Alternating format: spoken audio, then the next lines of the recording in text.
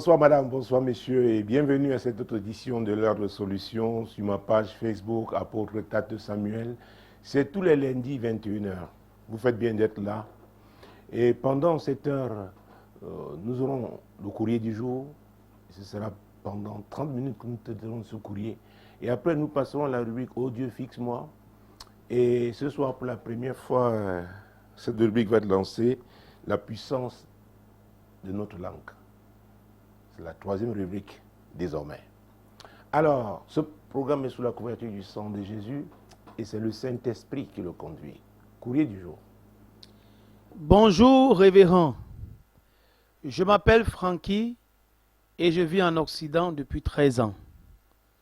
Je me retrouve toujours en rêve dans mon village en Afrique au mois de décembre. La particularité de cette année a été que j'étais dans une fête où on m'habillait avec une tenue honorifique. Révérend, je me pose la question de savoir si mes frustrations ici ne viennent pas de ces rêves. J'ai tout perdu. Le travail, la maison et même mon mariage. Je vous prie de m'éclairer avant que je ne me relance éventuellement dans le secteur du transport. Je vous remercie et meilleurs vœux pour 2026. Oh, cher ami, que c'est difficile, ce n'est pas évident. Quand quelqu'un vous dit qu'il a tout perdu, il parle de son travail, il parle de la maison et même son mariage. Et nous savons que dans ces maisons-là, on peut acheter et en donner une avance et qu'on va payer peut-être tout le reste en 20 ans. Et entre-temps, une crise survient, c'est la catastrophe. Ah oui. Donc ce n'est pas facile. C'est des choses qui arrivent. Mais de façon générale, j'ai l'habitude de dire que quand il y a récurrence, il faut s'intéresser à la cause. Pourquoi ce phénomène revient? Notre ami nous parle de ce rêve qu'il fait toujours au mois de décembre. Et il se retrouve toujours au village. Et cette fois-ci, on était en train de l'honorer, parce que la tenue qu'il portait est une tenue honorifique. Alors, j'ai l'habitude de dire que la vie, ce n'est pas seulement ce que nous voyons dans le monde physique. Il y a le monde spirituel. Il y a des gens qui ont des fonctions, occupent des postes au plan spirituel. Et dans la vie courante, ils ont du mal à entrer dans ce que le Seigneur a prévu pour eux, à posséder. Ils se voient certains, même quand ils finissent par perdre. Parce qu'il y a une position spirituelle. Oui. Il y a même, j'allais dire, des fonctions qu'on exerce au plan spirituel sans le savoir. C'est l'histoire d'une de mes filles, il y a quelques années, ça fait plus de 20 ans maintenant. Alors, elle avait senti que ça n'allait pas. Elle a pris un programme de jeûne et prière et cette fois-là, elle a dit, je vais à sec. Je lui ai dit, ok, pourvu que ça ne dépasse pas 3 jours. Ah, mon Dieu, mon roi. Quand elle entrait dans le 3e jour, elle a fait un rêve. Elle était dans une cérémonie, une fête, et c'est elle qui occupait comme la place de la reine. Alors, elle avait mangé dans cette... Elle était servie, elle mangeait copieusement. Il y avait comme des sujets, des personnes qui lui étaient, n'est-ce pas, soumises. Et quand elle s'est réveillée, mais mon Dieu, elle était en train le 3e jour à sec. Mais elle avait des fibres de viande physique dans sa bouche, entre ses dents, comme quelqu'un qui avait effectivement mangé. Parce qu'il y a des moments où Dieu permet qu'il y ait des signes physiques pour vous convaincre qu'il y a quelque chose qui ne va pas et qui vient du monde spirituel. C'est alors qu'elle s'est levée et dit, papa, là je n'ai pas besoin que quelqu'un me convainque. C'était tellement clair. Parce qu'avant j'étais dans des fêtes, mais c'était pas aussi précis. Je lui ai dit, gloire à Dieu, tu as pris ça à cœur et tu as décidé de te pencher sur ce sujet et tu as pris un jeûne. Je lui conseillais un jeûne partiel, mais elle a dit, papa, je vais à sec. c'est en ce moment-là maintenant, fort de la révélation qu'il avait eue, on pouvait mettre sur pied maintenant un programme soutenu, oui, de prière et jeûne par rapport à cette cause. Oui, madame, oui, monsieur. Nous avons l'histoire d'une femme qui était ici, mariée dans un fleuve, avec 2 enfants. C'est connu. C'est connu. La frustration avait atteint son zénith, n'est-ce pas, dans sa vie. Et un jour, pendant que je rendais ministère, l'Esprit de Dieu allait et a touché, secoué cette affaire. Le mari spirituel a réagi. Mais qu'est-ce que vous voulez? C'est quoi? C'est quoi? Elle est la mère de mes enfants. Oh, elle n'en avait pas dans le monde physique, mais dans le monde spirituel. Elle en avait. Elle était mariée là-bas. La délivrance a eu lieu. Elle a été séparée de ses enfants. Aujourd'hui, elle est mariée à Orléans. Et dans les eaux, là, c'était un blanc qui était son mari. Mais dans le monde physique aujourd'hui, c'est un blanc qui est son mari. Donc, vous savez, j'ai fait une série d'émissions dans le cadre, une série dans la thématique l'autre appel. C'est dans l'émission Tu dois comprendre, d'ailleurs, qui sera relancée très bientôt, avec un thème, ce n'est pas grave. Alors je le dis pour que ça me tienne, pour que je ne puisse pas sortir de là, parce que Dieu m'a demandé de relancer avec ce thème. L'autre appel, oui, Dieu a un appel, l'appel authentique de Dieu dans votre vie. Mais maintenant, considérant la famille dans laquelle vous êtes né, considérant ses engagements, vous pouvez être appelé à autre chose. Et cette autre chose ne peut pas être Dieu, parce que Dieu ne se contredit pas. Donc c'est le diable. Et le diable a sa source. Le diable a sa puissance. Le diable équipe ces gens. Et il s'attaque à ceux qui se rebellent contre son plan pour eux. Oh mon Dieu, oh mon roi. Ézéchiel chapitre 16. Ézéchiel chapitre 16.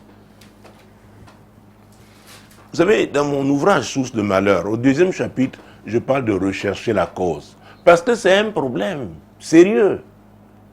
Quand vous allez à l'hôpital, bon, vous décrivez les symptômes que vous avez. Parfois, le médecin pour prescrire de façon empirique, n'est-ce pas, des médicaments, parce qu'il connaît la sphère, il connaît des germes qu'on peut retrouver dans cette sphère. Mais parfois aussi, on dit non, on doit faire des examens pour la précision. Quand c'est en matière d'infection, on va même faire l'antibiogramme pour savoir quel est l'antibiotique qui sera efficace. Ah oui. Parce que même entre les antibiotiques peuvent agir dans la sphère, il y en a qui diffusent très bien, très vite et très bien. Touchent rapidement, n'est-ce pas, le lieu de l'infection. Donc, nous sommes là, c'est vrai, on donne de notre vie à Jésus. Mais il est important, quand on est frustré de façon récurrente, de se poser la question de savoir pourquoi ça m'arrive. Pourquoi nous parlons de la cause. Et ici, les versets que nous allons lire dans Ézéchiel, chapitre 16, n'est-ce pas? C'est Dieu qui envoie son serviteur, le prophète Ézéchiel, parler à Jérusalem, censé être sa ville, censé être sa cité. Ce temple censé être le sien, était le sien, mais il y avait un problème. Allons-y, s'il vous plaît. La parole de l'Éternel me fut adressée en ces mots. Fils de l'homme, fais connaître à Jérusalem ses abominations. Tu diras, ainsi parle le Seigneur l'Éternel à Jérusalem. Par ton origine et ta naissance, tu es du pays de Canaan. Ton père est un Amoréen et ta mère une Étienne.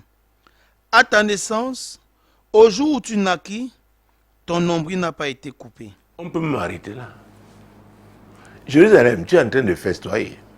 Jérusalem, tu chantes très bien, à la chorale, super. Oh mon Dieu, mon roi, tu es une bonne diaconesse, un bon diacre, un ancien église, même un pasteur. Mais il y a des choses qui existent dans ta vie, des frustrations que tu connais. Tu vas en dents de scie. Parce qu'à vrai dire, ton fondement est mauvais. Tu es affecté négativement par tes origines. Ton père était un Amorien, ta mère était une Étienne. Depuis que tu es né, ton nombril n'a pas été coupé.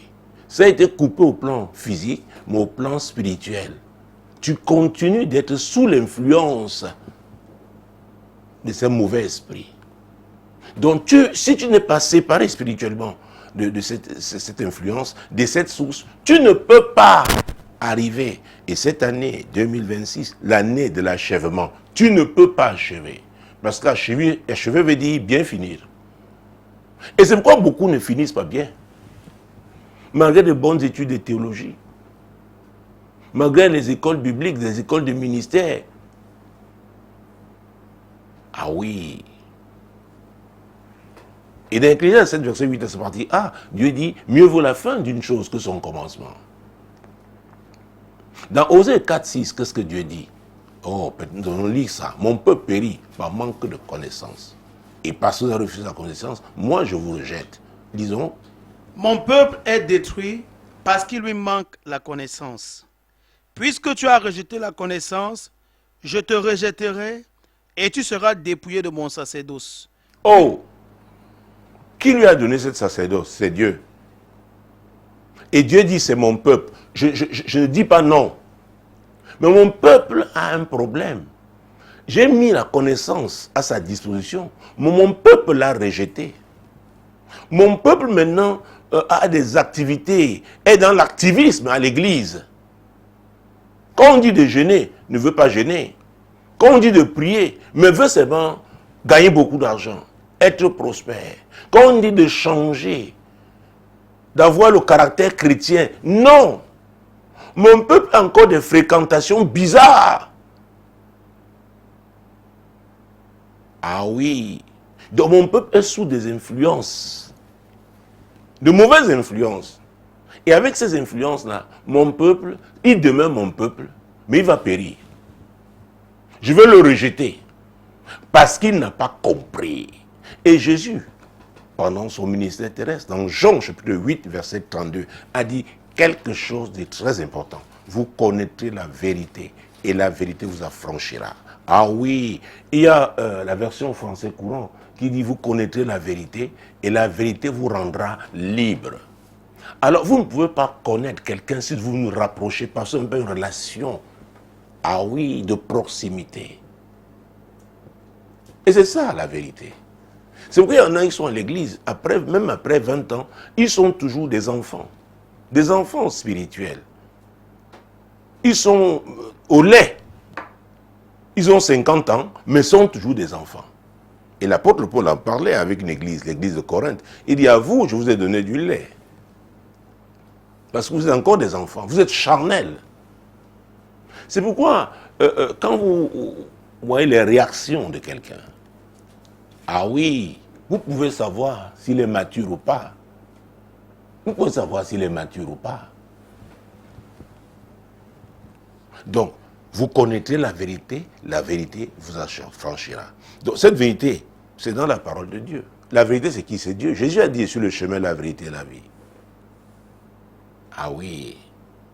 Donc, le plus souvent, nous récitons des passages bibliques, et il y a un, tiré de 2 Corinthiens chapitre 5 verset 17, l'apôtre Paul a fait une déclaration très importante, mais que beaucoup lisent, n'est-ce pas, sommairement. Beaucoup restent, n'est-ce pas, de façon superficielle, n'est-ce pas, récitent ces passages. Notez bien, j'ai parlé de récitation. Alors, 2 Corinthiens chapitre 5 verset 17. Si quelqu'un est en Christ, il est une nouvelle créature. Les choses anciennes sont passées, voici, toutes choses sont devenues nouvelles. Ah, ça c'est la vérité.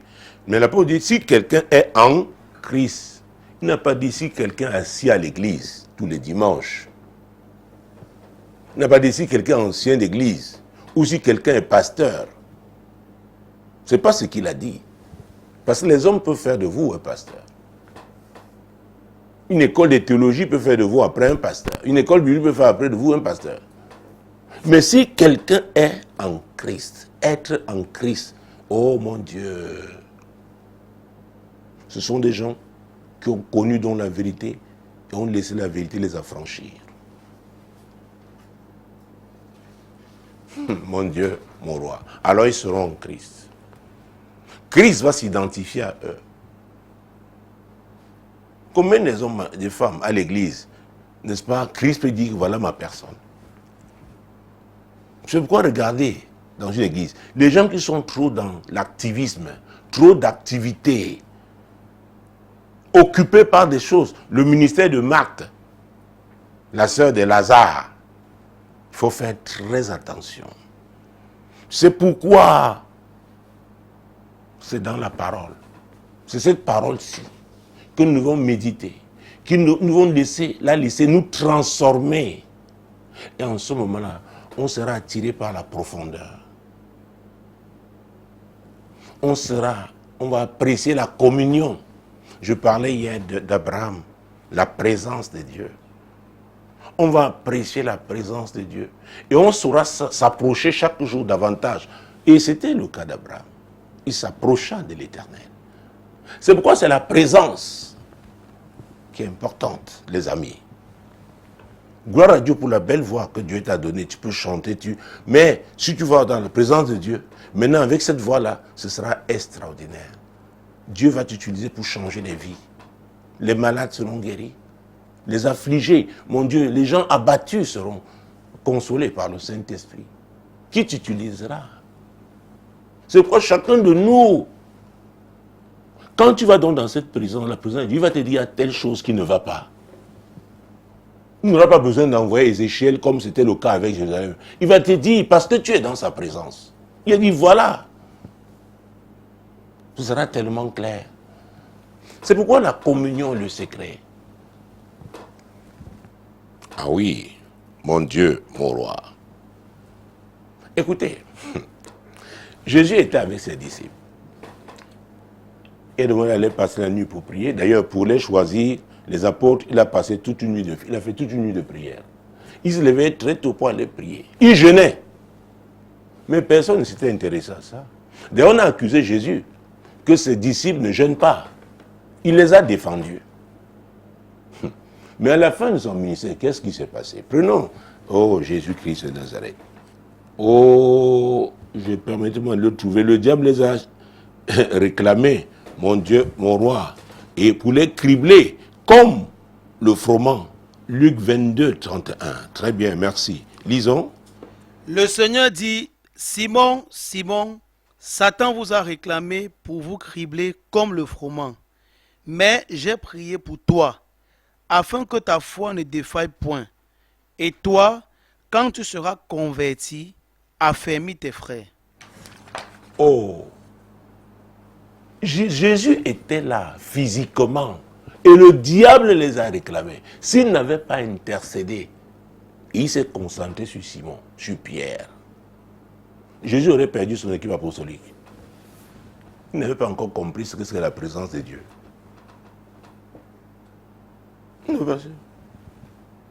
Ils ne pouvaient qu'imiter Jésus, ce que Jésus faisait, mais ça ne les intéressait pas. Et même ses cousins, leur mère est venue demander que l'un d'eux devait être à ses côtés dans le royaume de Dieu. Son frère à gauche, l'autre à droite. On croit que c'est une affaire de famille. Les amis, Dieu nous a appelés, nous a envoyés sur cette terre pour accomplir une mission. Nous avons un but à atteindre. Et c'est pourquoi il nous parle d'achèvement. Nous devons achever chaque étape pour passer à une autre étape. Ah oui. Et c'est la volonté de Dieu, c'est sa volonté que nous achevions. Parce que c'est lui qui a conçu. Il dit dans Jérémie 33, verset 2, qu'il est le concepteur et l'exécuteur. Alors, comment quelqu'un va concevoir un projet et le saboter après? Donc, Dieu tient à ce que nous réussissions. Mais le problème, c'est nous. Mon peuple manque de connaissance. Dieu dit, j'ai mis la connaissance à ta disposition, mais tu ne la considères pas. Elle n'est pas importante pour toi. Ce sont tes activités, les fêtes. C'est pourquoi quand on voit les gens qui aiment toujours organiser les fêtes, manger, boire.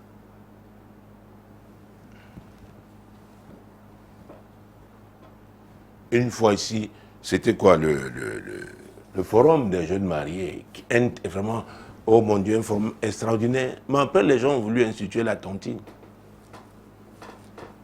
À un moment donné, puisque ça rotait, et il y avait un groupe qui apprêtait, n'est-ce pas, le repas. On disait, oh, vous, quand c'était votre tour, chacun a eu un maquereau. Aïe! Donc la nourriture commençait à prendre le dessus. Après, ils ont ajouté la tontine. J'ai arrêté ça. Parce que ce ne sont pas les activités périphériques qui doivent prendre le dessus sur ce qui est central, ce qui est important. C'est comme là, j'ai écrit au pasteur, j'ai dit pendant ces 3 semaines, plus d'autres activités, la priorité, c'est la prière.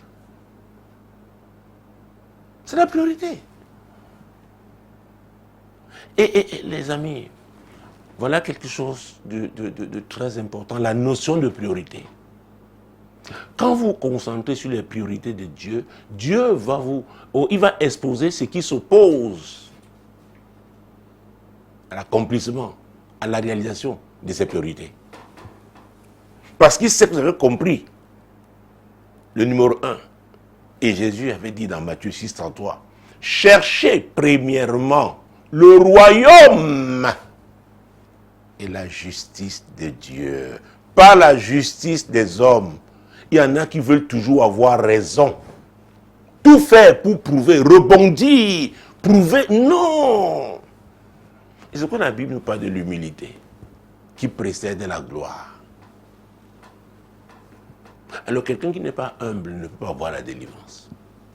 Ce n'est pas possible. Parce que si tu n'es pas humble, tu es orgueilleux. Et Dieu résiste aux orgueilleux. Les orgueilleux sont les enfants de Satan. Donc Satan va continuer à les tenir. Donc il y en a qui se battent à l'église avec des problèmes. Ils n'arrivent pas, quels que soient les jeûnes et prières qu'ils font, ça ne peut pas aller parce que l'orgueil est là. C'est une forteresse. C'est pourquoi il faut être transformé. C'est pourquoi il faut être transformé. Accepter d'être transformé. Cette parole de Dieu, celle de Dieu là, elle transforme. Jésus avait dit, vous devez naître de nouveau. Dans Romains 12, 2, n'est-ce pas, l'apôtre Paul nous parle de le renouvellement de l'intelligence. Vous devez accepter, vous soumettre à ça. Il ne s'agit pas de vos coutumes, il ne s'agit pas de vos traditions. Non! Il s'agit du royaume de Dieu. Quelqu'un m'a dit, pasteur, tu sais que nous sommes des Bantous. Jésus n'est pas un Bantou. Il est Dieu. Donc là où vous voulez amener pour le circonscrire, n'est-ce pas, à un siècle, vous êtes en train de le réduire. Et personne ne peut réduire Jésus. Il est Dieu. Au commencement était la parole était avec Dieu, la parole était Dieu. Ah oui! Elle était avec Dieu au commencement. Toutes choses ont été faites par elle. Et rien de ce qui a été fait n'a été fait sans elle. Alors comment tu vas prendre Jésus et aller l'enfermer dans un petit cadre qui est le Jésus de votre village? Il y a un problème. Il y a un problème. Il y a un problème. Donc, à vrai dire, c'est nous qui sommes responsables. C'est nous qui sommes responsables. Nous entraînons nous-mêmes les limites que l'ennemi nous a imposées. Et il nous a imposées parce que nous ne sommes pas en Christ. Et Christ, donc, ne peut pas nous défendre. Nous ne pouvons pas l'utiliser pour nous défendre. Parce que nous n'avons pas laissé Christ nous transformer. Écoutez, quand vous voyez, par exemple, dans Ésaïe 42, verset 22, vous connaissez ce passage pour ceux qui suivent cette émission, j'ai eu à le citer plusieurs fois. C'est un peuple pillé et dépouillé. Il y a personne qui crie, restitue. Ils sont nombreux à l'église, des gens dépouillés et pillés. Et ce n'est pas la volonté de Dieu. Mais ils sont comme ça. Pourquoi? Ils ne sont pas en Christ. Ils ont refusé de connaître cette vérité, de la laisser transformer leur vie, pour se tenir avec cette vérité. Et faire quoi? Retrouver leur possession. Que dit Exode 17? Oh, le salut sera sur la montagne des Sion. Et la maison de Jacob sera sainte. Et elle retrouvera toutes ses possessions. Oh, la montagne ici, on a, c'est l'église. La maison de Jacob, c'est nous. Et il y a une obligation de sainteté. Et cette sainteté vient de quoi? La vérité, la parole de Dieu. Donc, à vrai dire, c'est nous-mêmes qui sommes un obstacle. Dieu veut voir, n'est-ce pas, ces paroles s'accomplir dans notre vie. Mais nous résistons.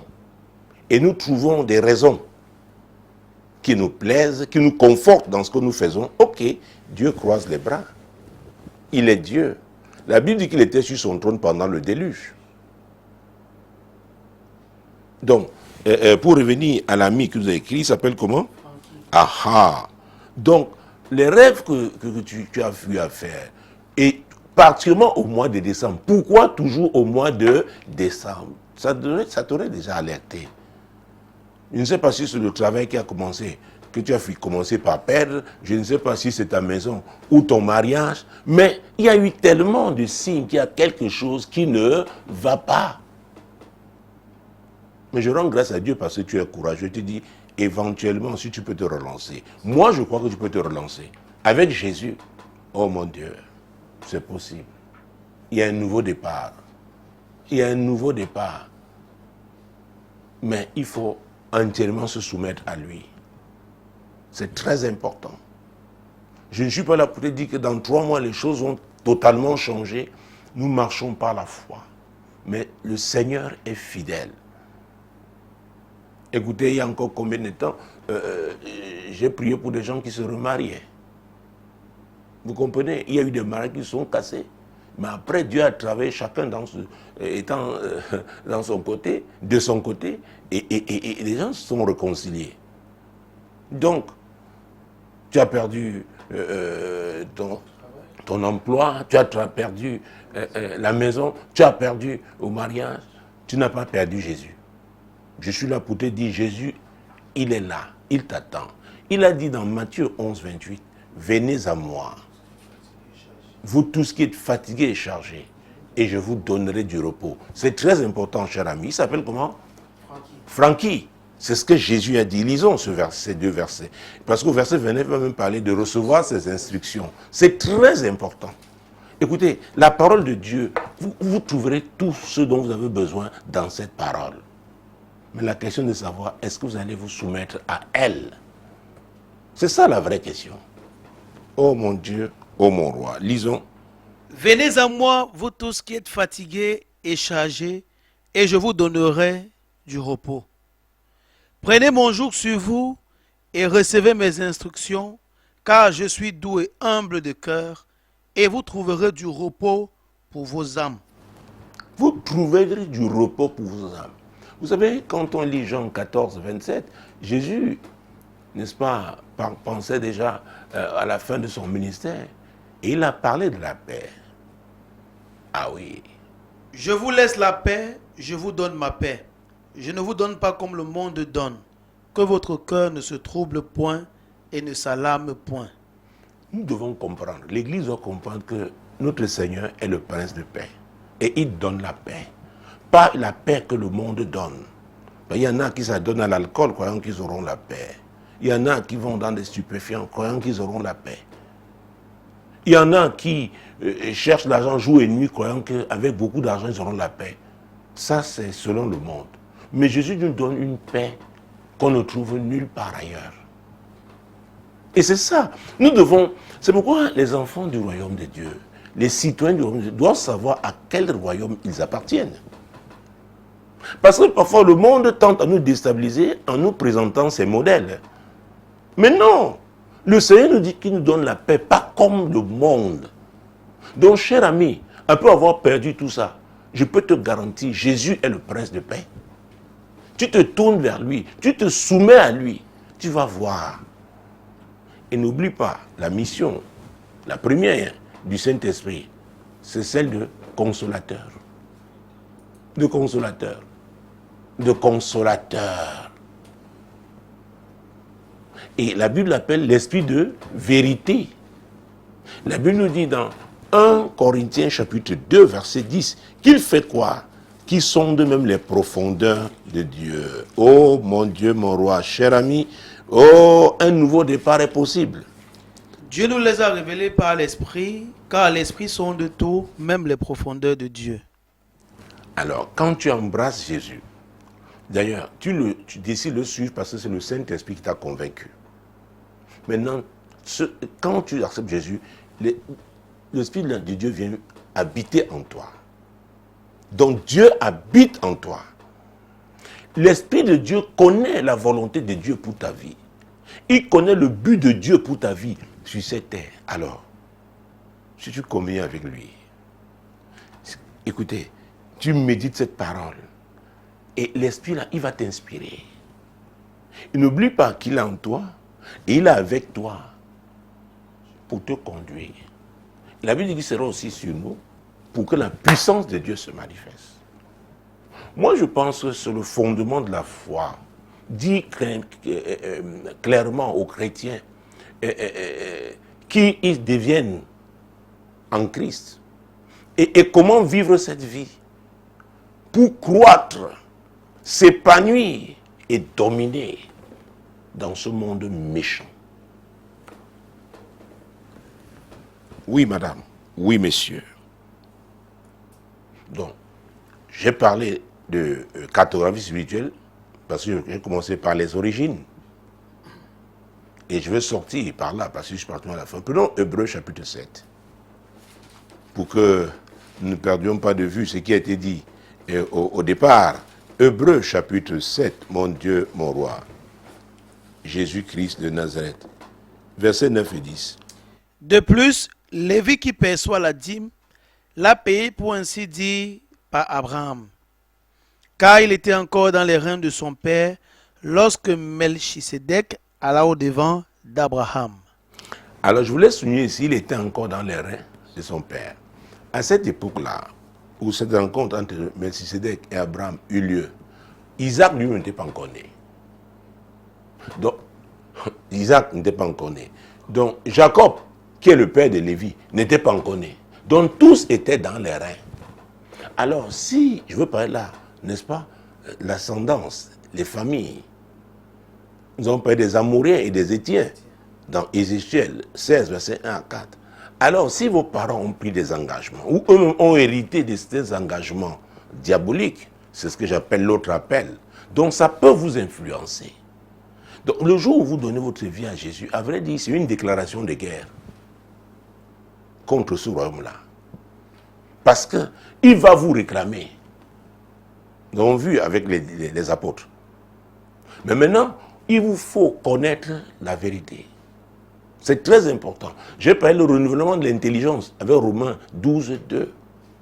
C'est avec tout ça que vous allez vous tenir, disant non, je n'appartiens plus à vous. Jésus a payé le prix. Quand vous lisez Apocalypse 5, 9, nous sommes des rachetés. Il a payé le prix. Donc la connaissance que vous avez, vous utilisez ce sang de Jésus. Le sang qui brise toute autre alliance, c'est le sang de l'alliance la plus puissante. Et le tout n'est pas de réciter, de déclarer. Il faudrait que votre vie suive. C'est-à-dire que vous viviez conformément à la parole de Dieu. La crainte de l'Éternel enseigne la sagesse. Vous voyez, vous aurez la sagesse de Dieu. Et la suite dit quoi? L'humilité précède la gloire. L'orgueil ne devra plus se retrouver dans votre vie parce que Dieu résiste aux orgueilleux. Donc, cher ami, je peux dire effectivement qu'il y a un problème avec tes origines. Parce que ces rêves que tu fais qu'au mois de décembre. Et que cette fois-ci, tenue honorifique, peut-être tu, je sais pas, tu dois connaître ta famille. Est-ce que ton père était un notable? Est-ce que c'est ton grand-père que tu vas hériter de son siège? Est-ce que c'est à toi maintenant de faire ce travail spirituel? Je te conseille vivement de lire mon livre Terre, Terre, Terre. Je parle de 4 types de terre. La terre ancestrale, la terre natale, la terre d'accueil, la terre d'alliance. C'est très très important. Donc c'est une terre qui te réclame. Et c'est la terre de ton village. Et la tenue honorifique, là, si tu vas voir, c'est la tenue honorifique des gens de ton village. Donc peut-être c'est l'appel à la notabilité.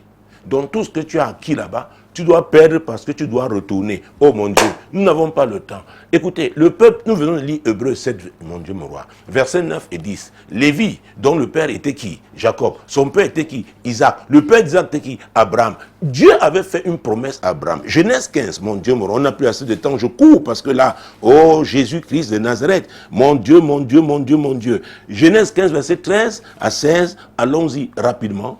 Et l'Éternel dit à Abraham, sache que tes descendants seront étrangers dans un pays qui ne sera point à eux. Ils seront asservis et on les opprimera pendant 400 ans. Mais je jugerai la nation à laquelle ils seront asservis et ils sortiront ensuite avec de grandes richesses. Toi, tu iras en paix vers tes pères et tu seras enterré après une heureuse vieillesse. À la 4e génération, ils reviendront ici, car l'iniquité des Amoriens n'est pas encore à son comble. Ils reviendront ici. Alors, s'il y a une telle parole dans ta vie, même si tu es à l'église et que tu es un chrétien, n'est-ce pas, superficiel, la terre là va te réclamer. Ils reviendront ici et tu te retrouves tous les mois de décembre. Ça fait combien d'années, je crois, 13 ans, voilà, que tu es en Occident, mais tous les mois de décembre, tu es là. Cette fois-ci, on t'a couronné. Oh mon Dieu, tu dois te lever. Oh. Tu dois te lever. Et peut-être ton mariage s'est cassé parce que ta femme, elle a une vision de rester en Occident, alors que toi, il y a l'autre appel. On t'appelle au village. Donc, un tel mariage ne peut pas rester. Et regardez, s'agissant de Jacob, si nous lisons Genèse 31, verset 13. Je suis le Dieu de Bethel où tu as oint un monument, où tu m'as fait un vœu. Maintenant, lève-toi, sors de ce pays et retourne au pays de ta naissance. Il y a des gens qui sont là, ils ne savent pas quelle est la prophétie qui est sur leur tête. Quels sont les engagements, les alliances que leurs prédécesseurs, leurs ascendants, n'est-ce pas, ont pris, ont fait en termes d'alliance. Ah oui. Donc, c'est un sérieux problème. Essaye de trouver ce livre, Terre, Terre, Terre, et trouve l'influence des autels. C'est très important. Ça va t'aider. Ça va t'aider. Et si tu voulais un troisième, je peux te conseiller Source de malheur. C'est très important. Donc, il y a effectivement un lien avec les rêves que tu as eu à faire, mon Dieu, mon roi. Et je voudrais que nous prions, nous, ce groupe de leur résolution. Cette année ne fait que commencer. Ah oui, mon Dieu, mon roi. L'année, l'achèvement. Beaucoup n'achèvent pas à cause de ce type de lien, ce type d'alliance qui affecte leur vie. Prions, chers amis, afin que quiconque parmi nous est sous l'influence, n'est-ce pas, d'un tel lien ou d'une telle alliance, que vraiment le Seigneur lui révèle alors que cette année commence, afin qu'il ne soit pas plus frustré par rapport à l'étape à laquelle il se trouve au nom de Jésus-Christ. Seigneur, tu es Dieu, nous prions, nous, de ce groupe de l'ordre de solution. Seigneur, nous sommes nombreux dans le monde. Voilà l'ami Francky qui a écrit là en Occident, mais il se retrouve chaque mois décembre, n'est-ce pas, dans son village. Ils sont nombreux comme ça à l'étranger. Seigneur, ils sont en captivité dans leur village. Seigneur, comme on dit chez nous, leur vie ne donne pas là-bas. Le moment est venu, oh Dieu, pour que tu leur ouvres les yeux. Parce qu'ils ont décidé de venir, mon Dieu, oui, d'appartenir à ce groupe de l'ordre de solution. Seigneur, nous intercédons. Seigneur, expose la cause de ces afflictions, la cause de ces frustrations que nos amis ont, Seigneur. Au nom puissant de Jésus, quel que soit le lieu où il se trouve. Oui, tu commences, mais tu n'arrives pas à achever. Il y a un problème. Que Dieu te montre la cause. Au nom puissant de Jésus-Christ. Au nom puissant de Jésus. Au nom puissant de Jésus. Alors, je peux vous conseiller aussi ces mêmes livres, n'est-ce pas, si vous êtes dans la même situation, le livre Terre, Terre, Terre, l'influence des autels, source de malheur. C'est très important. Vous apprendrez beaucoup de choses et il y a des programmes qui vous sont proposés dans Terre, Terre, Terre. Dieu fera des grandes choses. Je crois en ce Dieu qui nous appelle et qui est fidèle et qui nous aide à achever, n'est-ce pas, la mission qu'il nous a donnée. Il nous aidera pendant cette année. Je le crois fermement. Oui, je le crois, je le crois, je le crois. Et c'est pourquoi, ah oui, surtout vous, moi je pense qu'il y a une obligation pour vous, de ce groupe de l'ordre de solution. Vous devez soutenir ces médias solutions. Je veux dire financièrement. C'est bien de prier, mais il y a des charges. Il est important de les soutenir. Ah oui, ne dis pas que tu appartiens à ce groupe de l'ordre de solutions et tu ne soutiens pas ces médias solutions. Nous sommes là dans cette pièce climatisée et il faudra payer les quittances. Donc, vous serez bénis en le faisant. Alors, la deuxième rubrique, c'est « Oh Dieu, fixe-moi ». Vous voyez, nous ne respectons plus, je ne sais plus combien de temps il me reste, mais « Oh mon Dieu, oh Dieu, fixe-moi ». Vous voyez, voilà notre ami qui est en Occident, mais il n'est pas fixé. Il a tout perdu. Pour vous dire comment cette rubrique est importante. Mais je pense, étant prenons le livre de Ruth. C'est un livre qui a 4 chapitres. Entre Juges et 1 Samuel, trouvons ce livre, le livre de Ruth. Oh Dieu, fixe-moi. Mon Dieu, mon roi. Dieu veut te fixer. Parce que c'est lui qui a conçu ce plan pour ta vie et il veut que tu l'accomplisses. Donc c'est sa volonté, n'est-ce pas, que tu sois fixé. Nous sommes au chapitre 1 du livre de Ruth. Alors, prenons, ce serait long, mais on est obligé. Versets 1 à 5. Du temps des juges, il y eut une famine dans le pays. Un homme de Bethléem de Juda partit avec sa femme et ses 2 fils pour faire un séjour dans le pays de Moab. Le nom de cet homme était Elimelech, celui de sa femme Naomi, et ses 2 fils s'appelaient Machlon et Kiljon. Ils étaient Éphrasiens de Bethléem de Juda. Arrivés au pays de Moab, ils y fixèrent leur demeure. Elimelech, mari de Naomi, mourut et elle resta avec ses 2 fils. Il prit des femmes moabites, dont l'une se nommait Orpa et l'autre Ruth, et ils habitèrent là environ 10 ans. Balchon, Machlon et Kiljon moururent aussi tous les 2, et Naomi resta privée de ses 2 fils et de son mari. Oh, terre de malheur. Alors, il a quitté parce qu'il y avait une crise, il y avait une famine. Il quitte Bethléem, il va au pays de Moab. C'est ce qu'Elimelech a fait. Avec sa femme, Naomi. Là-bas, il est mort. Ses 2 fils se sont mariés là-bas. Ils y sont morts aussi. Donc, Naomi a enterré son mari, a enterré ses 2 enfants. Mais ses enfants se sont mariés, donc ont laissé des veuves. Nous parlons de « Oh Dieu, fixe-moi » dans cette rubrique. Si tu n'es pas là où Dieu t'attend, tu vas souffrir. Quel est ton lieu de bénédiction? Beaucoup souffrent à cause de ça. Quelle est ta terre de bénédiction? Oui. L'ami qui nous a écrit, tel qu'il est en train de parler, c'est comme là où il est en Occident, ce n'est pas sa terre de bénédiction. Mais parce qu'il y a une terre qui le réclame. Il y a une terre qui le réclame. Peut-être pour ses ancêtres, c'est là-bas, la terre de bénédiction. Mais ce n'est pas vos ancêtres qui décident, c'est Dieu. Alors voilà ce qui est arrivé donc à cet homme, mon Dieu, mon roi, Elimelech. Et sa femme restant veuve, mon Dieu, mon roi. Verset 6. Puis elle se leva, elle et ses belles-filles, afin de quitter le pays de Moab, car elle apprit au pays de Moab que l'Éternel avait visité son peuple et lui avait donné du pain. Elle voulait quitter le pays de Moab, le pays de malheur, la terre de malheur. Il y a des paroles attachées à certains pays, à certaines villes, à certains quartiers même.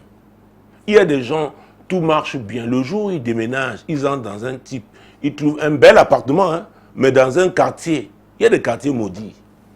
Il y a des quartiers où les enfants ne réussissent pas à l'école. Il y a des quartiers où les mariages se gâtent. Vous avez de très beaux appartements, mais la terre. Alors, pour courir, prenons Matthieu chapitre 2, verset 1 et suivant.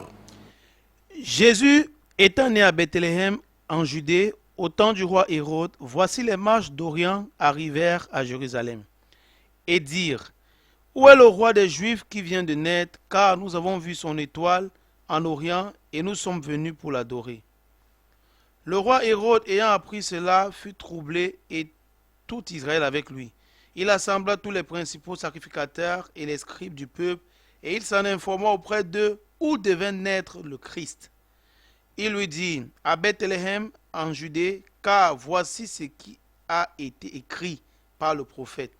Et toi, Bethléem, terre de Juda, tu n'es certes pas la moindre entre les principales villes de Juda, car de toi sortira un chef qui paîtra Israël, mon peuple.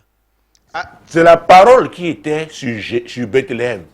Même pendant la famine, quand Elimelech a quitté ce pays, la parole a été là. Ce n'est pas parce qu'il y a un problème quelque part que ce lieu n'est pas votre lieu de bénédiction. C'est pourquoi on doit opérer avec la connaissance, de façon prophétique. On ne s'établit pas quelque part parce qu'on voit seulement la beauté des lieux. Hier, je parlais de Lot. Il a vu un pays qui était beau comme un jardin d'Éden. Mais Dieu avait déjà arrêté cette terre. Dans son plan, dans son agenda, il devait détruire Sodome et Gomorrhe. Mais c'est là-bas que Lot s'est établi. Oh Dieu, fixe-moi. C'est être là où Dieu vous attend. Là où Dieu veut que vous prospériez votre terre. Mesdames, messieurs, je voudrais que nous prions. Nous, de ce groupe de l'ordre de solution, vraiment, il y a des frustrations évitables. Parce que si vous quittez votre lieu de bénédiction, c'est fini. Les prières que vous faites en dehors du lieu de bénédiction sont perdues. Dieu ne les écoute même pas. Parce que vous n'êtes pas à la bonne adresse. Vous vous souvenez? Et là, l'église était déjà née. Puisque, mon Dieu, l'apôtre Pierre faisait déjà des missions. Vous vous souvenez quand Dieu envoyait un ange alors que Corneille priait? L'ange a demandé à Corneille d'envoyer des gens chez Pierre. Et Pierre était en mission. Il n'était pas à Jérusalem. L'ange a donné l'adresse de celui qui hébergeait Pierre. Donc pour vous dire, Dieu ne peut envoyer sa bénédiction qu'à l'adresse que lui, il a pour vous. Donc il y a des gens, nous sommes à Douala, peut-être nous ne connaissons pas cette ville, mais là nous sommes à quoi? C'est le centre de la ville. Alors si Dieu a une bénédiction pour vous, je ne sais pas, disons où, peut-être du côté de Bonamoussadi, et que vous restez ici, la bénédiction va rester à Bonamoussadi. C'est un quartier, un beau quartier de la ville de Douala. Elle va vous attendre là-bas. Et le temps va passer, l'ange qui était là-bas, il va s'en aller parce qu'on envoie à ton adresse. Dieu n'envoie pas l'adresse que tu te choisis ou que les hommes te donnent. Mais Dieu peut passer par des hommes pour te donner aussi la bonne adresse. Donc c'est ça le vrai problème. Même cette affaire d'église, on ne va pas dans une église parce qu'on a vu la beauté du bâtiment. Est-ce que Dieu t'attend là-bas? Donc tu peux être ici, à quoi ta bénédiction est suspendue quelque part à Bépanda. Tu peux être à Douala, ta bénédiction est suspendue à Abidjan. Oui. Tu peux être, je ne sais pas moi, à Libreville, ta bénédiction est suspendue à Johannesburg. Et maintenant tu quittes Libreville pour aller à Paris. Alors que c'est Johannesburg qui est ta terre de bénédiction. Donc il est important pour nous de nous rapprocher de Dieu. Ah oui, parce qu'il veut, lui qui a conçu ce plan, il veut que nous réussissions. Donc il va certainement nous orienter. Ça c'est sûr. Ça c'est sûr. Et il dit qu'il n'est pas un homme pour mentir, ni un fils d'homme pour se repentir. Ce qu'il a dit, il le fera. C'est pourquoi pour ceux qui jeûnent avec nous, avec ces programmes, on aura cette semaine, après il y aura la semaine d'après, il y aura la troisième, lundi à vendredi. Écoutez, Dieu veut vous positionner par rapport à ce message qu'il a donné cette année. L'année de l'achèvement. Tu dois achever chaque étape. Il ne faut pas commencer avec les crédits. Non, non. Tu dois achever. C'est sa volonté. Le Saint-Esprit est le conducteur. Voilà, madame. Voilà, messieurs. Donc, nous allons prier. Nos amis de l'heure de solution, chacun doit être fixé en cette année. C'est très important. Toi, en soutenant ces médias de solution, tu sauras à la fin de cette année que oui, Seigneur, j'ai mis mon argent dans quelque chose et je suis béni. Seigneur, nous prions. Oh Dieu, je prie pour tous les membres, ce groupe de l'heure de solution. Même ceux qui suivent cette émission, même ceux qui, pour la première fois, sont tombés cette émission. Seigneur, fixe chacun. Quiconque veut être fixé parce qu'il va accomplir tes desseins, Seigneur, exauce-le, aide-le, Saint-Esprit, conduis-le. Au nom puissant de Jésus, tu dois être à ta terre de bénédiction, au nom puissant de Jésus. Alors voici, avec un retard, mais c'est pas grave, j'ai introduit la nouvelle rubrique. Ah oui, la puissance de ta langue. La puissance de ta langue, c'est très, très important. Proverbe 18, verset 21. La puissance de ta langue. La puissance de ta langue. Mon Dieu, qu'est-ce que tu dis toi-même? Mais il est important de comprendre, n'est-ce pas, ce que Dieu dit dans Proverbe chapitre 18, verset 21. La mort et la vie sont au pouvoir de la langue. Quiconque l'aime en mangera les fruits. Alors, qu'est-ce que tu fais de ta langue? Ta langue est puissante. Mais ta langue peut ouvrir les portes d'abord, comme elle peut ouvrir les portes de la vie. C'est pourquoi, dans cette rubrique que nous avons d'achever, ô Dieu, fixe-moi, je rappelle toujours, le point de départ, c'est Jésus, qui est le chemin, la vérité et la vie. Parce que si tu es en lui, et maintenant, oh mon Dieu, mon roi, tu t'es soumis donc à lui, parce que tu es en lui. Il va t'inspirer, il mettra ses paroles dans ta bouche. Et quand tu vas les déclarer, ce sera comme, mon Dieu, les missiles que tu envoies et qui vont atteindre leur objectif parce que le Saint-Esprit va les conduire. Ah! Ça veut dire quoi? Tu peux répondre aux personnes hostiles parce que tu as la parole. Tu as un statut. Tu es un fils de Dieu. Ésaïe chapitre 54. Et nous allons sortir par là. C'est très important. La puissance de ta langue. La puissance de ta langue. Vraiment, pour achever, tu dois comprendre. Ah oui, la puissance de ta langue. Alors, j'ai parlé d'Ésaïe, mon Dieu, chapitre 54. Donc, trouvez ce passage, parce qu'il est important, vous qui avez une Bible, de suivre hein, avec nous.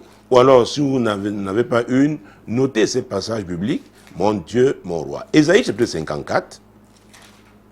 Alors, quand nous étions à l'école primaire, nos maîtres demandaient,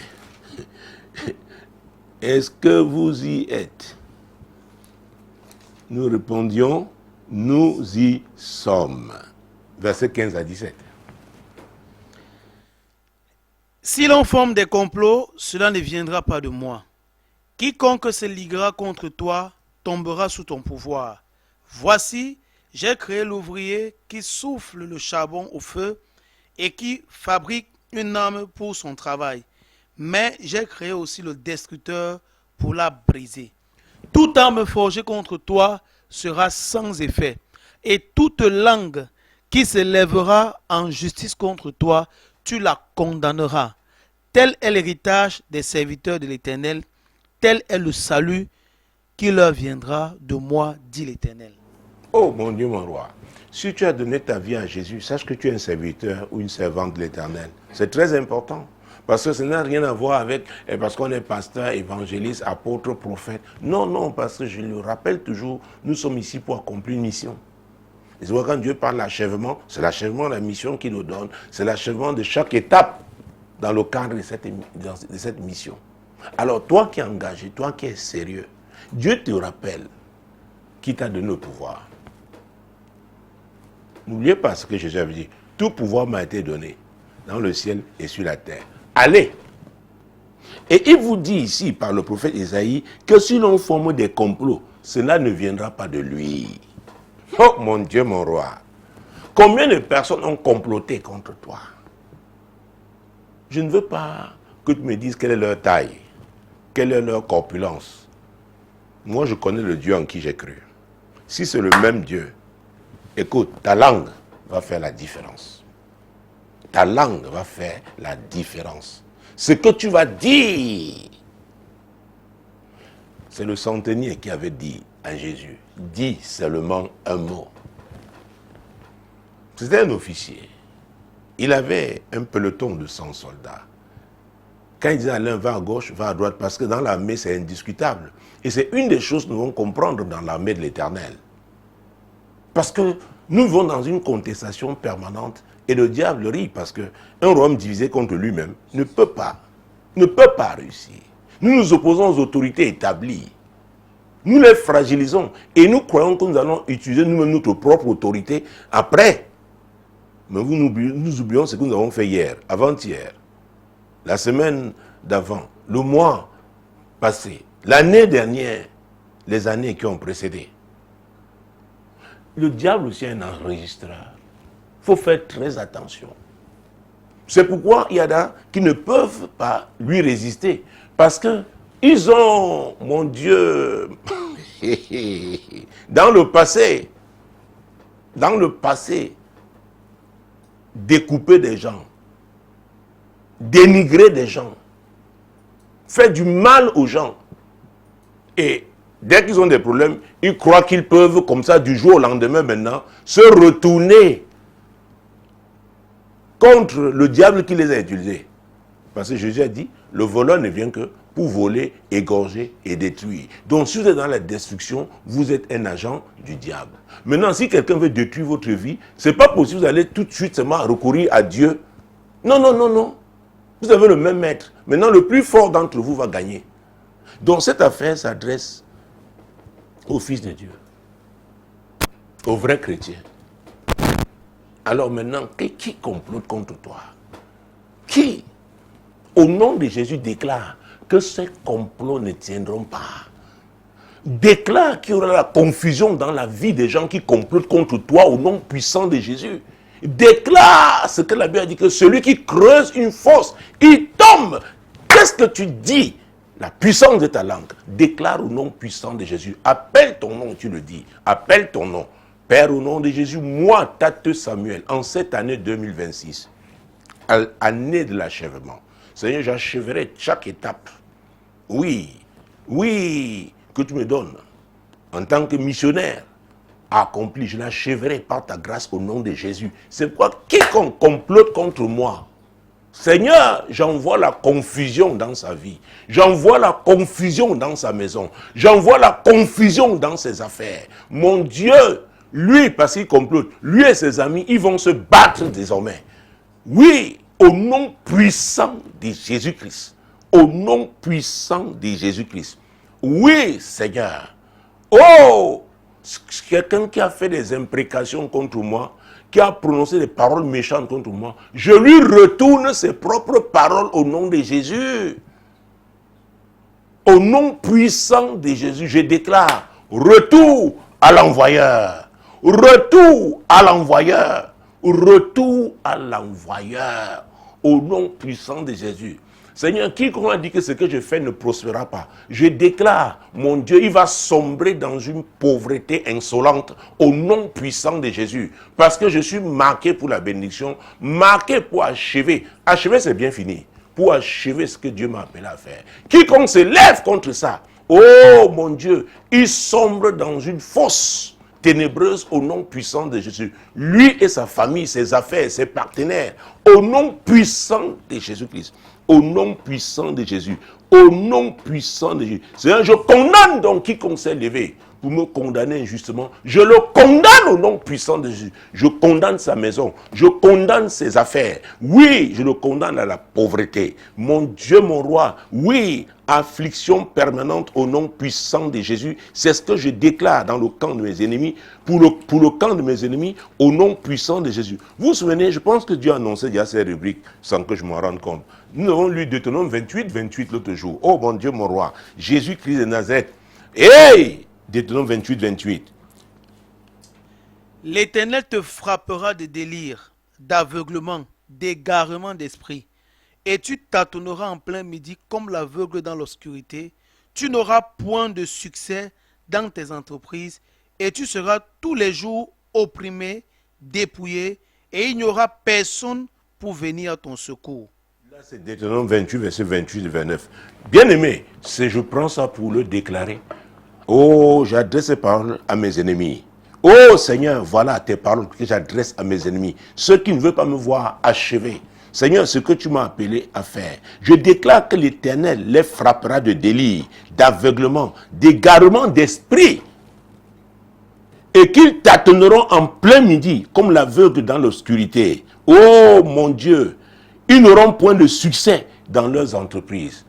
Et ils seront tous, oh mon Dieu, mon roi, et ils seront tous les jours opprimés, dépouillés. Et il n'y aura personne pour venir à leur secours. C'est ce qui arrive à ceux qui complotent contre moi.